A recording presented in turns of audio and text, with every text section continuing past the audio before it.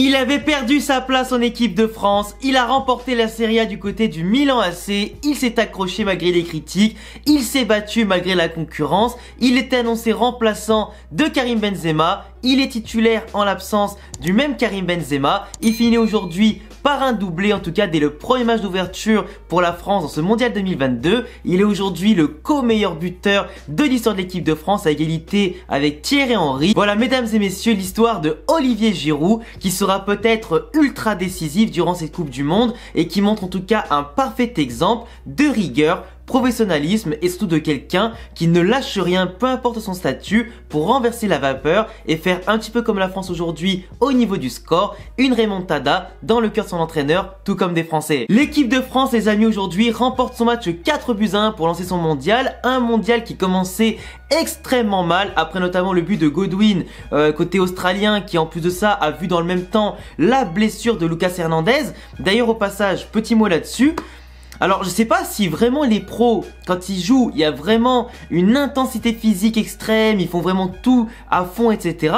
Mais comment ça se fait que sur un geste aussi anodin, il se blesse aussi facilement? Parce que là pour le coup il se fait dribbler, il tend la jambe, il tombe, ok ça peut faire mal. Mais de là au point, au geste qu'il a fait, avec un impact minimal, comment il peut être aussi blessé, tu vois? Sortir et tout ça derrière, en boitant autant, moi je comprends pas. Je comprends pas comment les joueurs de foot, aussi pros soient-ils, peuvent être aussi fragiles pour certains. C'est compliqué. Et là, quand tu vois que Deschamps avait pas sélectionné un défenseur en plus ou un joueur en plus simplement après bien sûr la blessure de Benzema, il a pas pris des Ferland Mendy par exemple qui aurait pu dépanner à gauche comme à droite, bah pour le coup il se retrouve avec un latéral en moins. Là pour le coup c'est Théo Hernandez qui va jouer comme latéral gauche mais dans un rôle cette fois-ci où il sera pas piston gauche comme au Milan AC ou côté de l'équipe de France dans un 3-5-2 mais dans une défense à 4. Et une défense à 4 en général ça avantage pas forcément Théo Hernandez sur le plan tactique etc. ou pour en tout cas profiter comme il faut de ses capacités physiques, athlétiques et globalement techniques aussi. Enfin bon, en tout cas, à voir comment ça va évoluer la blessure de Lucas Hernandez. En tout cas, ça s'annonce pas forcément bon quand tu te blesses comme ça, que tu n'arrives pas à reprendre du tout après un geste même anodin ou un coup anodin que tu te mets toi-même vu que c'est lui qui est tombé tout seul. Mais en vrai, c'est compliqué. C'est compliqué, donc à voir maintenant si par la suite du parcours l'équipe de France il y aura d'autres blessures en défense ou à des postes clés, ça peut devenir un problème quand tu affronteras les grosses équipes. En plus avec la fatigue etc qui va s'accumuler à force de jouer tous les 3 jours, plus il va te manquer des joueurs, moins tu pourras faire tourner à des moments en tout cas intéressants et du coup ton effectif sera toujours en tout cas 100% concerné et n'aura pas le temps de se reposer un petit peu. Ça peut être compliqué parce que ça peut amener d'autres blessures, des fatigues qui peuvent amener des erreurs individuelles aussi, ça peut coûter cher à la longue. Là pour l'instant le marathon de la Coupe du Monde ne fait que commencer contre un adversaire qui n'était pas non plus hors norme, donc attention pour la suite de l'aventure. En tout cas la France pour l'instant qui fait les devoirs parce qu'en plus le Danemark a fait 0-0 dans l'après-midi contre la Tunisie, du coup forcément la France pour l'instant a plus qu'entre guillemets à battre le Danemark pour valider la première place du groupe et peut-être affronter l'Argentine qui pour l'instant a très mal commencé le mondial. J'ai d'ailleurs fait le débrief du match Argentine-Arabie Saoudite en début de journée, je vous laisserai aller le voir après le match, enfin après cette vidéo. Mais globalement, la France qui est rentrée mal dans son match avec beaucoup de largesse et d'espace ouvert côté français dans la défense et au milieu de terrain, t'avais l'impression que l'équilibre il avait du mal à être trouvé. Parce qu'en plus les Australiens, ils ont commencé avec un bloc assez haut, en mettant en intensité, en étant à fond dans les duels. Il grimpait en tout cas pas mal de mètres, il grappillait pas mal de mètres avec le ballon ou des récupérations assez hautes. Il y avait vraiment la pression côté française avec des erreurs des fois, des balles transmises en plein milieu de la surface française qui aurait pu amener des fois même le but du break côté australien sur une frappe de loin qui a frôlé le montant etc. En tout cas les Australiens étaient vraiment chauds pour faire un petit peu déjouer les pronostics contre une France qui est globalement dans les favoris en tant que champion en titre du mondial.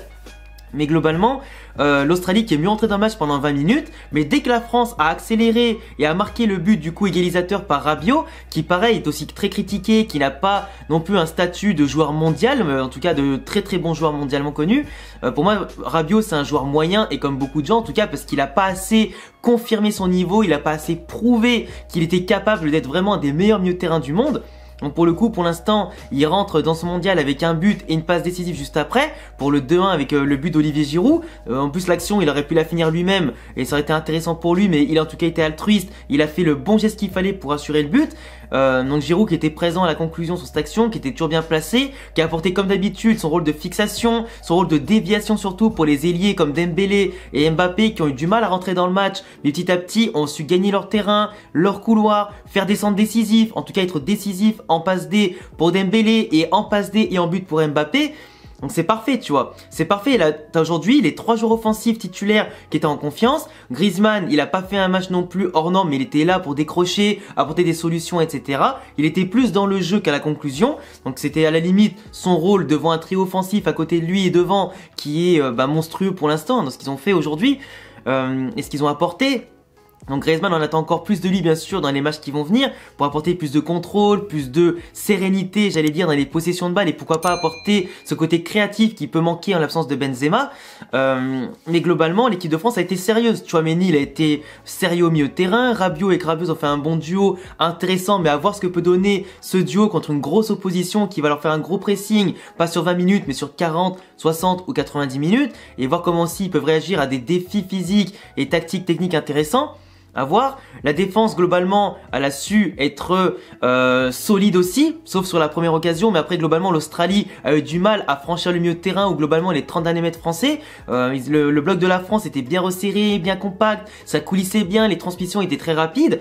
Et globalement, la vitesse des attaquants de l'équipe de France, et des fois des milieux de terrain qui arrivaient à percer les lignes balle au pied ou avec une passe assez précise vers l'avant, les Australiens étaient obligés de reculer. Ça fait que les efforts australiens par rapport au début du match où ils avaient un bloc haut, ils avaient besoin de faire quelques mètres seulement pour arriver aux cages françaises, là ils devaient partir de beaucoup plus loin. Donc les transmissions étaient plus hasardeuses, beaucoup moins inspirées, beaucoup moins dans les pieds, et forcément aussi la dose d'énergie utilisée pour passer de la défense à l'attaque côté australien était compliquée. Déjà qu'ils étaient étouffés, qui couraient partout derrière le ballon, et globalement la France a fait les devoirs. Ils ont fait courir les Australiens, ils ont planté des buts, en première comme en deuxième mi-temps, et ils ont tué tout espoir.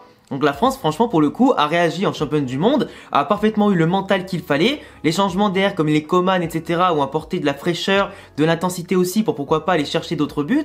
Et pour moi, ils ont fait les devoirs. Du coup, tu as plein de joueurs qui sont concernés, malgré l'inquiétude maintenant qui pèse sur Lucas Hernandez. Mais globalement, les joueurs présents ont montré que ça y est, la France, faudrait quand même compter sur eux parce qu'à l'instar de ce que j'ai dit entre l'Angleterre et l'Iran hier, pour moi la France, tu vois, même si t'affrontes une petite nation, c'est justement les matchs des fois qui peuvent être pièges. Quand il y avait 1-0 pour l'Australie, ça pouvait ressembler au piège un petit peu comme ce matin avec l'Arabie Saoudite qui a battu l'Argentine. Ça aurait pu être le même piège, tu vois. Mais globalement, le plus important, c'est d'assumer son statut, de faire les devoirs, de gagner les matchs après match. Là, en plus, c'est que tu commences directement ta poule, t'as 3 points. Tu sais qu'en face, t'as la Tunisie qui est pas ouf et t'as le Danemark qui t'a déjà battu 2 fois sur les 3 derniers matchs que tu les as affrontés. Entre la Ligue des Nations, les matchs amicaux, etc.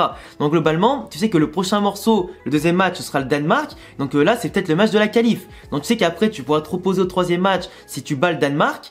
Qui n'a pas gagné son premier match en plus de ça. Donc non seulement tu peux mettre au loin un concurrent intéressant, mais en plus tu peux être serein si tu donnes tout pour le deuxième match. Là c'était l'occasion de se mettre en jambe, de vérifier les automatismes un petit peu comme ça, et voir un peu ce que ça donne. En plus il a fait souffler Tchouaméni en le faisant sortir, tu vois, des joueurs un peu clés qui vont être intéressants et qui auront besoin de fraîcheur tout au long de la compétition. Donc c'est parfait. Donc non seulement tu prends la confiance, tu marques des buts, t'en encaisses un, mais derrière tu verrouilles comme il faut, etc. Donc tu te mets quand même bien en évidence. Donc pour moi les devoirs ont été accomplis. Deschamps a réagi comme il fallait. Je pense qu'il a aussi eu un discours intéressant et qu'il a pu remobiliser un petit peu les joueurs sur le terrain. Et après, les joueurs, par leur expérience et leur complicité naturelle et la solidarité qu'on leur connaît depuis le Mondial 2018, pour moi ça s'est ressorti. Et la différence de talent individuel, collectif et d'expérience, il n'y a pas eu photo après les 20 premières minutes. Et dès que l'Australie commençait à baisser l'intensité au pressing, et qu'ils étaient un peu paumés, etc., et qu'après ils devaient se découvrir non pas pour continuer à marquer ou gagner au score ou pour garder un score égalitaire, mais quand ils devaient retourner la situation,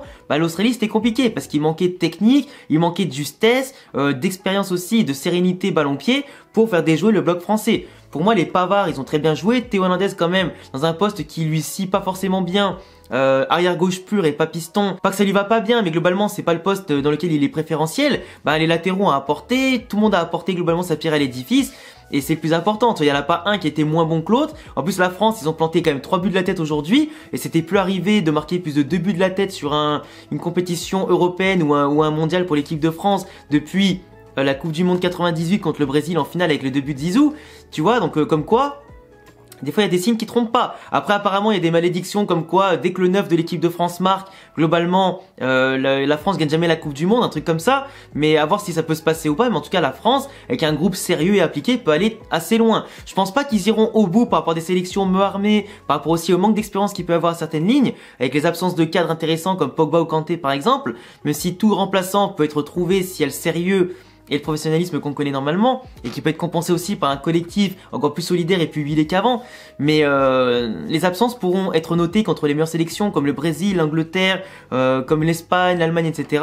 On verra bien. Mais en tout cas, la France, moi je pense qu'ils iront au moins en quart de finale. S'ils visent au moins les demi-finales ou s'ils les atteignent, pour moi c'est un mondial réussi, tu vois. Enfin bref, en tout cas un match intéressant, autant individuellement que collectivement. Bonne entame, du coup attendons de voir maintenant le prochain match contre le Danemark ce samedi. Et puis voilà, comme d'habitude je vous laisserai vous abonner, cocher la cloche, le petit pouce bleu, me mettre en commentaire tous vos avis sur ce match là, qui est selon vous le top du match et le flop du match, côté français globalement, et qui est l'homme du match. Et aussi écoutez, on se retrouve nous dès demain pour les prochains débriefs avec l'Allemagne et l'Espagne aussi qui vont jouer. Et puis voilà, venez follow sur mes réseaux qui s'affichent ici et en description, et à bientôt pour une prochaine vidéo. Ciao les frérots.